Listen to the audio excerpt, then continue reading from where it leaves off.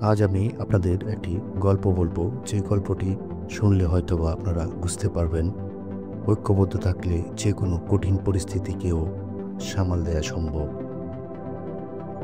মহেশপুর ছিল এক শান্তিপ্রিয় গ্রাম, যেখানকার মানুষ একে অপরকে সাহায্য করত, সুখ দুঃখে পাশে দাঁড়াতো। রাত হলে সবাই নিশ্চিন্তে ঘুমিয়ে পড়ত, কারণ গ্রামে ছিল না কোনো ভয়, না কোনো হানাহানি।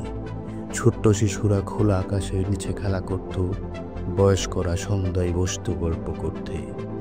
মনে হয় এ যেন সত্যিকারের শান্তির রাজ্য।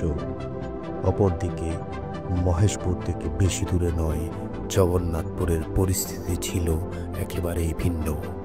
কিছুদিন ধরে গ্রামে চোরের উপদ্রব বেড়ে গিয়েছিল। প্রায় প্রতিদিনই কারো না কারো ঘরে চুরি হতো, কখনো গরু চুরি, কখনো বা ঘর থেকে টাকা পয়সা উধাও, আবার কখনো কারো দরজার তালা ভাঙা অবস্থায় পাওয়া যেত।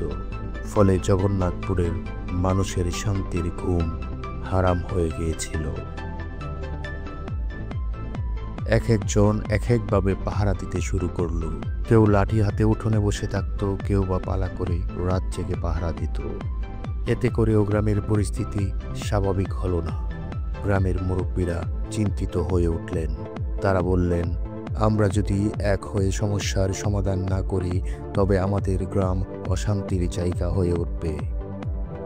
তখন কিছু তরুণ উদ্যোগ নিল। সবাই মিলে রাতে পাহারার ব্যবস্থা করলো, অজানা লোকদের খোঁজ খবর নিল। গ্রামের সবাই মিলে ঠিক করলো চোরকে ভয় না পেতে, ঐক্যবদ্ধ প্রতিরোধ করে তুলতে। এতে করে ধীরে ধীরে চোরের উপদ্রব কমে গেল। জগন্নাথপুরের মানুষ আবার শান্তিতে ঘুমোতে পারল।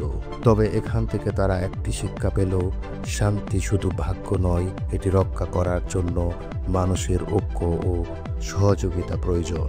এভাবেই মহেশপুরের শান্তি আর জগন্নাথপুরের আতঙ্ক দুই গ্রামকে একটি গুরুত্বপূর্ণ শিক্ষা দিয়ে গেল।